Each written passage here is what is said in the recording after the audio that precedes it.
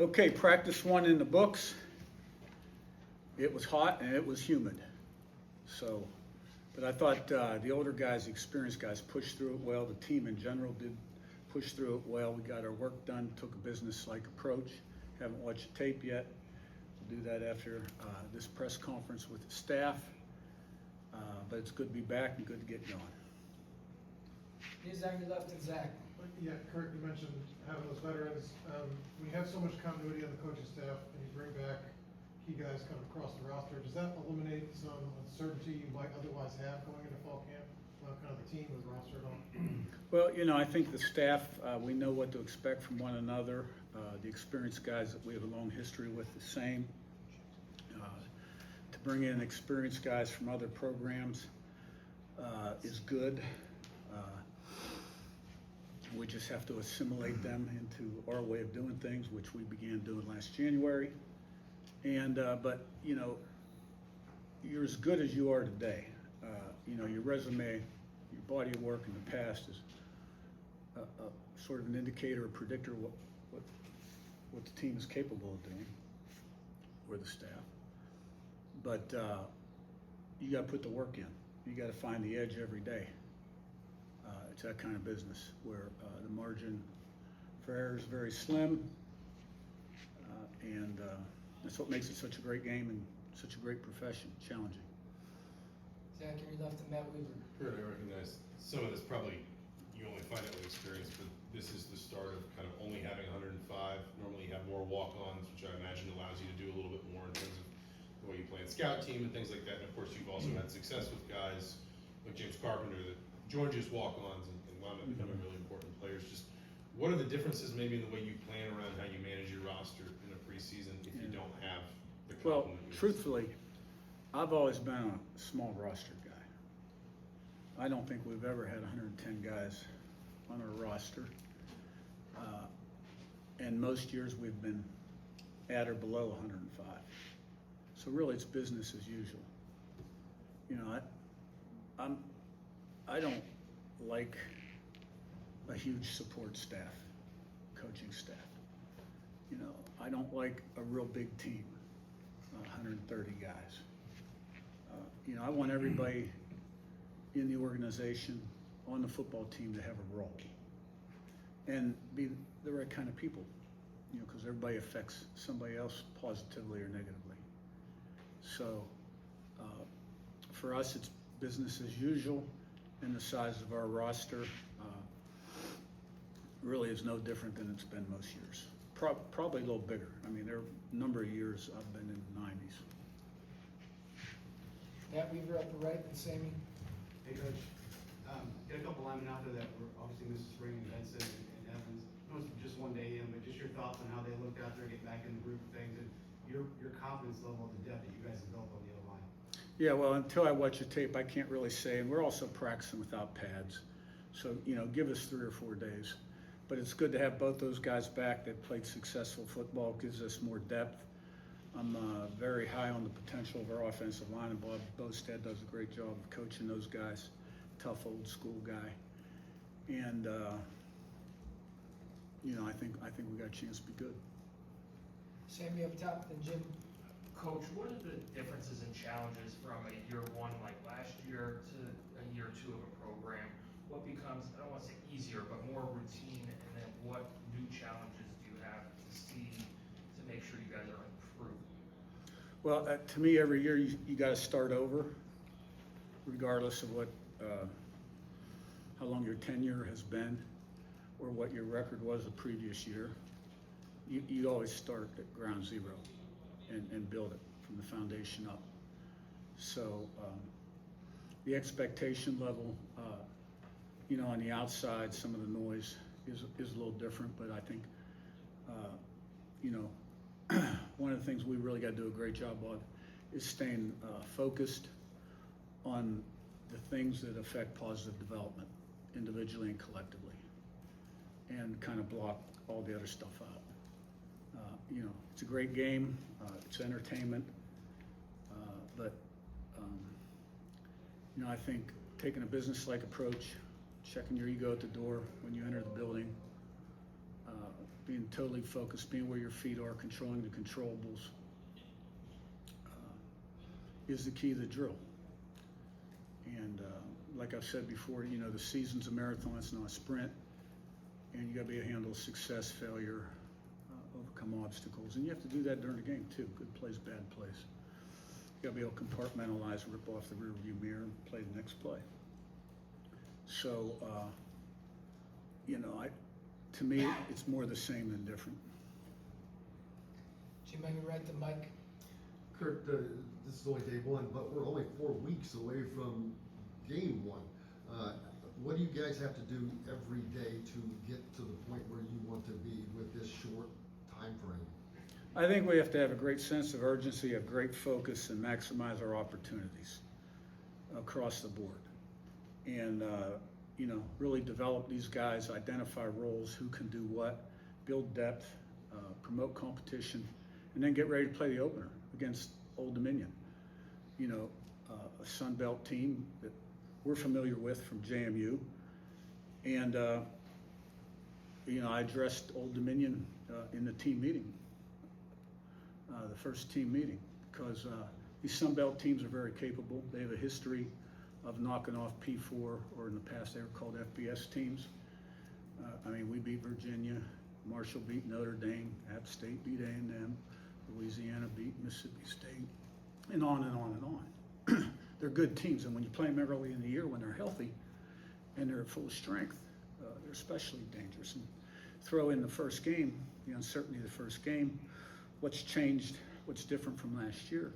So we got to be ready to go, and but we will be. Mike, on your right to Ravi.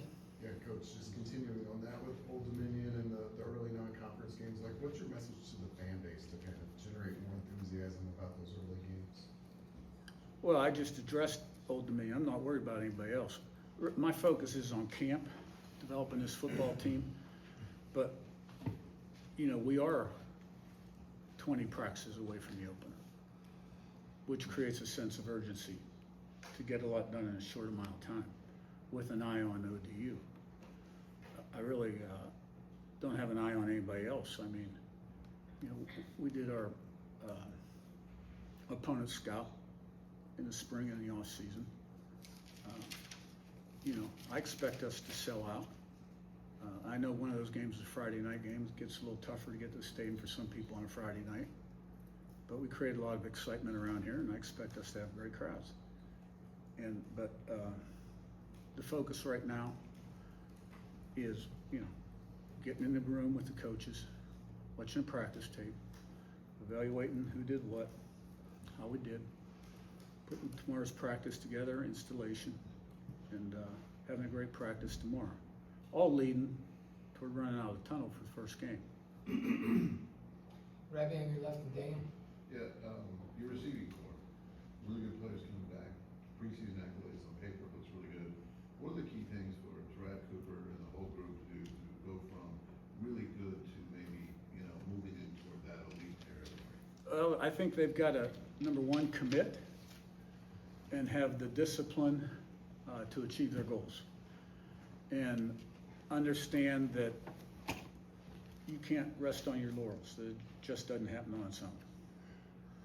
Because, you know, I always talk about that margin for the difference between winning and losing and how small it is. And every day you've got to relentlessly pursue the edge. What gives you the edge? And discipline, commitment, and work ethic, purposeful preparation create an edge. And that's what we need from those guys and all the other key guys that they're going to be playing a lot of football for us.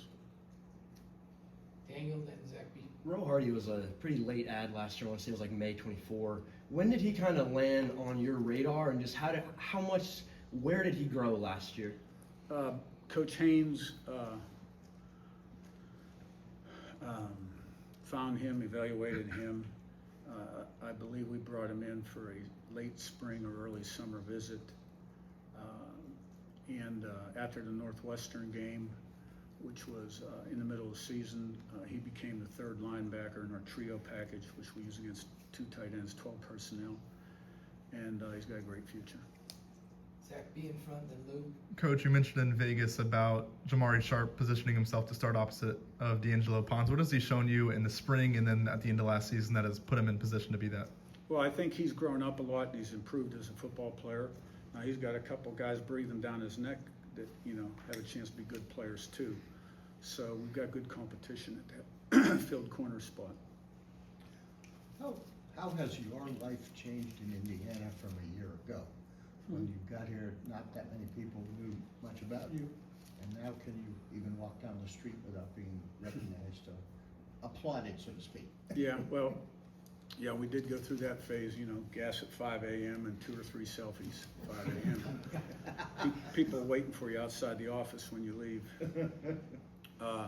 So that's all part of being successful. I understand.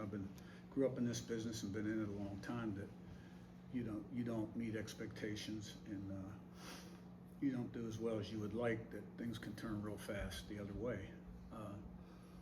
But I think what's changed the most, besides the familiarity with all the people in town, and it's a great town, great college town, is everything in my house works now.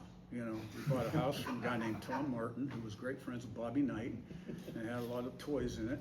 And it took my wife about a year to get everything to work. And not that he neglected it, because he didn't.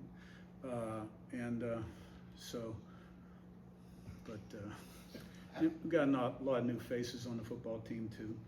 That's changed. But I think that's most people across the country now. Pete, far left, and we'll wrap with Josh. Yeah, Coach, over here, with Pat Coogan, what was it that really intrigued you about him to have him come here? And then has the center position, how much has it evolved over the years? Maybe more responsibilities, more to do? Yeah, well, Pat started at Notre Dame, a great program. Played a lot of football for them. Was an older guy, was looking for a home. Had a girlfriend that went to school here. We were looking for a center. Mike Cada could graduate. It was a perfect fit. And I'm sure glad we got him, and I think he's going to be a great leader for us. I think the center position, like most of the other positions on the football team, have evolved quite a bit as technology has improved and the game has become more sophisticated. I think offense, defense, special teams are more complex than they used to be. But the learning tools and the teaching tools available to the student athletes have improved also, so their ability to learn faster, quicker, and more has changed as the game has changed. Josh, last one on your right. Coach, you talk about avoiding complacency time and time again, 20 practices. How do you avoid that from day in and day out? Well, right now, we're looking for consistency in performance. A lot of the older guys have been through it. Some of the guys went through last season, and some of the older guys that are projected to start joined us in January and had a taste of it in the spring, so they're still learning too. But what you're looking for is consistency in performance, individually and collectively, day in, day out. You want to stay on that kind of a trajectory and keep improving, every play, every drill, every day. And, when you get 11 guys doing their job the way you want them to do it and teach our brand the ball, there's really no limits on what you can accomplish. All right, thanks, guys. Thank